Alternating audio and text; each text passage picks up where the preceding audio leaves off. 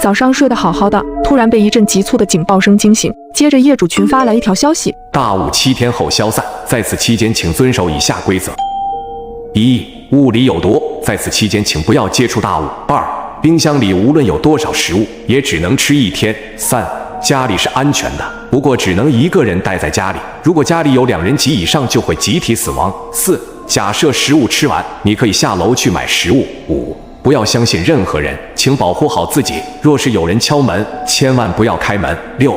社区没有服务人员，若有人自称是服务人员，一定是冒充的。7. 大雾期间千万不要出门。我下意识地看了看发群消息的人，竟然是物业经理老陆。起初大家都以为是老陆闲着没事搞恶作剧，直到群里发出一张女人惨死的照片，所有人瞬间炸开了锅。一个女人面色惨白地躺在地上，她竟然七窍流血嘎了。我顿感后背发凉，赶紧在群里询问这是怎么回事。我女朋友不相信，打开窗户把脑袋探出去，就变成了这个模样，这也太可怕了。我们该怎么办？为什么打电话报警没信号？看来规则可能是真的，是不是遵守规则就可以活过7天？不一定，规则里有很多矛盾的地方。难道这些规则有真有假？几条消息之后，群里突然陷入死一般的寂静。砰砰砰，门外传来急促的敲门声。小周，我是你李姐，你家里有南瓜吗？大宝想喝南瓜粥。李姐住在我的楼下，是个单亲母亲，平日里对我很照顾。可一想到第5条规则，我的心提到了嗓子眼，抿紧嘴巴，不敢发出一点声响。李姐又喊了几声，直到走廊里传来了哒哒的脚步声，我才凑到猫眼向外望去。可李姐不知道从哪里突然冒了出来，一整只眼睛几乎都贴在了猫眼上，吓得我差点喊出来，心扑通扑通狂跳起来。小周，我知道你在家，你把门打开好吗？给我一个南瓜我就走，大宝真的想吃南瓜粥。李姐的声音有些嘶哑，带着一丝哀求。李姐，我家也没有南瓜。我下意识地拒绝。猫眼里，李姐的表情很诡异，似乎在笑。她转过身，僵直地向对面走去。她走到301的门口，突然停下脚步，再次敲门，嘴里依旧重复着刚才对我说过的话。301迟迟没有动静，李姐变得有些暴躁，用脑袋一下又一下重重地撞击着门板。她仿佛感觉不到疼痛，身体僵硬得像一块木头。谁啊？有病吧？301男人暴躁的质问声响起，下一秒是吱呀的开门声。我在心里为他捏了一把冷汗，只听见一声惨叫，男人径直地倒在了地上。不一会，我的房门再次被敲响。小周，开个门，给我一个南瓜吧。李姐，我家里真的没有南瓜，大宝正在家里等你，你快回去吧。一听到女儿大宝的名字，李姐混沌的眼睛有了一丝光亮。宝宝在等我。随后她机械地转过身，僵硬地朝家的方向走去。没走几步，李姐突然一头栽倒在地上，没了声息。如果说301的男人是因为给陌生人开门，违反了第5条规则，可是李姐是什么原因嘎的呢？因为她出门了吗？真是太可怕了。好不容易熬到了中午，我决定熬点粥给自己补充些体力。可打开冰箱后，我有些发愣，早晨还很新鲜的蔬菜竟然都发蔫了，水果上还长了密密麻麻的斑点。我颤抖着手拍下了这幅画面，发到了业主群，随即有很多人响应了我。我家的也是，水果都烂了，我家冷藏的肉竟然有些发黑了。你们听说过生大米长斑点的吗？我正打算回复，群主突然给我们所有人都禁了言。接着老陆发来了一条新消息：亲爱的业主们，规则更新，家中不可以有尸体，否则会引来贪吃鬼。这条规则让我毛骨悚然，只听到窗外传来砰砰几声巨响，是重物落地的声音。我拉开窗帘，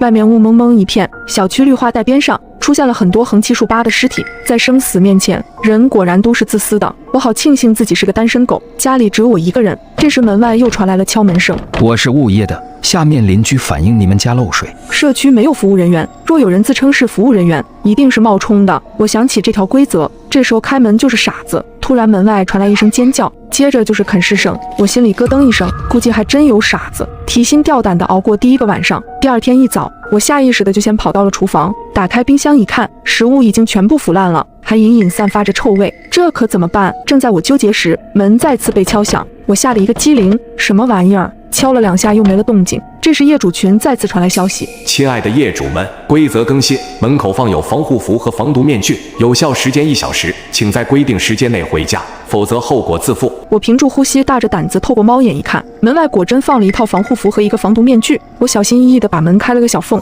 伸手把它们拿了进来。我发现门口李姐和邻居的尸体已经不见了。我现在有防护服，可以出门买食物，那就说明之前规则里大雾期间千万不要出门这条规则是假的。如果不出门，我估计也熬不过7天。穿好防护服后，我果断下了楼，走进超市，门口竖着一个小黑板：超市规则1，超市的肉很新鲜，但都不可以吃。2. 蔬菜都是当天新进的货，可以放心食用。3. 每个人只能买1天的量。4.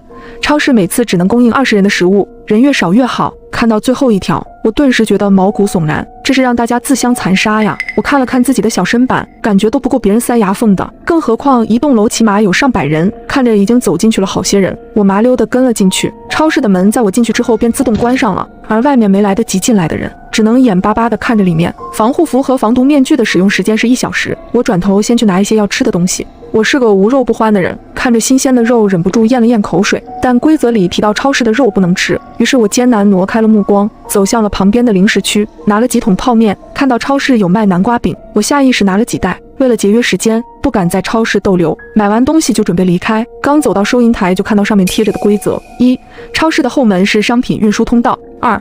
任何人都有可能是贪吃鬼假扮的，贪吃鬼喜欢吃肉，如果遇到危险，可以把身边的人丢出去。我看向旁边站着的几人，他们在看完规则后，主动往后退了几步，相互之间保持了一些距离。我拿出手机把规则拍下来，等平安回去之后，再慢慢分析这其中的窍门。紧接着付完款，大家都默不作声地往后门走去。出了门，所有人如脱缰的野马，迅速朝家的方向跑。大家都穿着防护服，只要把东西藏好。雾这么大，很难有人认得出来。我刚跑出来还没有一会，就撞到一个瘦弱的姑娘，蜷缩在椅子上。我默默放慢了脚步，见我走来，小女孩可怜兮兮道：“姐姐，我的东西被坏人抢走了，你能帮帮我吗？”她满眼含泪地看着我，不禁让人心生怜悯。可一想到她可能是贪吃鬼假扮的，我当即忍下心，径直从她面前走过。她喊了半天，见我没理她，重新看向了后面的人，继续求救。突然身后传来一阵若隐若现的惨叫声，女孩果真的是贪吃鬼，我吓得一个哆嗦，赶紧进入电梯。在电梯门关上的前一刻，一个穿着缩小版防护服的身影出现在我面前，是李姐的女儿大宝。她一双无邪的大眼睛怯生生地看着我。小周姐姐，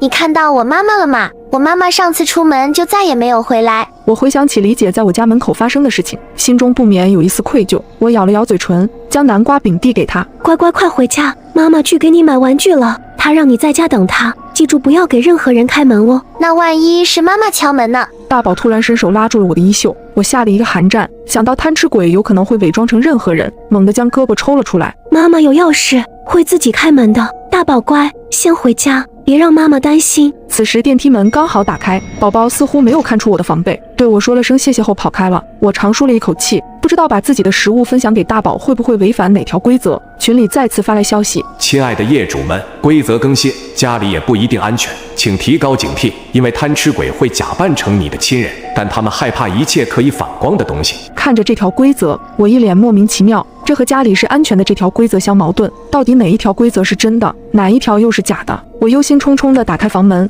一张熟悉又陌生的脸映入我的眼帘，我的心跳如同擂鼓一般砰砰直跳。妈！叫了一声后，我立马清醒过来，因为我妈4年前已经出车祸走了。我做了你最爱吃的鸡公煲，快过来尝尝。我妈抿嘴一笑，还是以前的模样。我惊恐地看着她，一脸难以置信。这丫头傻了吗？赶紧进来吃饭。进门后，我僵硬地看着她在厨房里忙活，明知道她是贪吃鬼假扮的妈妈，但还是不自觉地红了眼眶。妈，我有东西落在房间里了，我去拿一下。我猛地转过身走向卧室，然后锁紧房门。就在这时，门突然被一股很大的力道推开，我妈站在门口直勾勾地看着我。门是反锁着的，她是怎么打开的？丫头，吃饭了。说着就朝我走过来。情急之下，我拿起床头柜上的镜子朝他照了过去，面前的贪吃鬼发出一阵奇怪的惨叫声，接着便原地消失了。隔天一早，防护服和防毒面具再次送来，我穿上小镜子去超市采购了1天的食物。我担心自己踩雷，每天都会把规则背上几遍，让他们烂熟于心。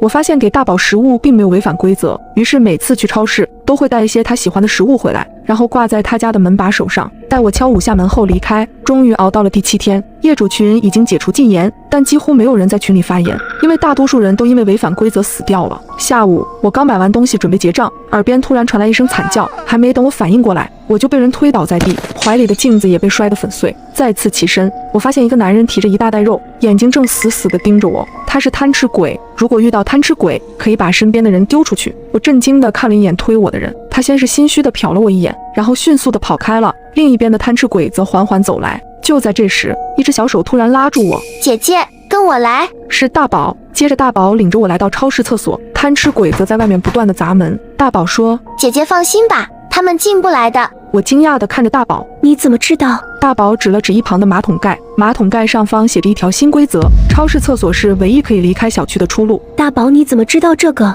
我颤抖地询问。其实我和妈妈已经玩过好多次这种游戏了。我赶紧拿出手机，把这条规则拍下来发到了群里。我们有救了，赶紧来超市厕所集合。很快便有人回复我，不要相信他，他在说谎。我亲眼看到他被贪吃鬼抓走了，可我明明被大宝救了呀。妈妈，我想喝南瓜粥。我不是你妈妈，我是你的小周姐姐。这一刻我顿悟了，大宝说他和妈妈玩了好几次这个游戏，也就是说，李姐是上一次游戏中存活下来的人。现在大宝和我活下来，我就是他的新妈妈，而我则变成了下一个即将死去的李姐。这是一个无限循环，要想逃出去，我和大宝只能活下来一个人，而大宝就是贪吃鬼。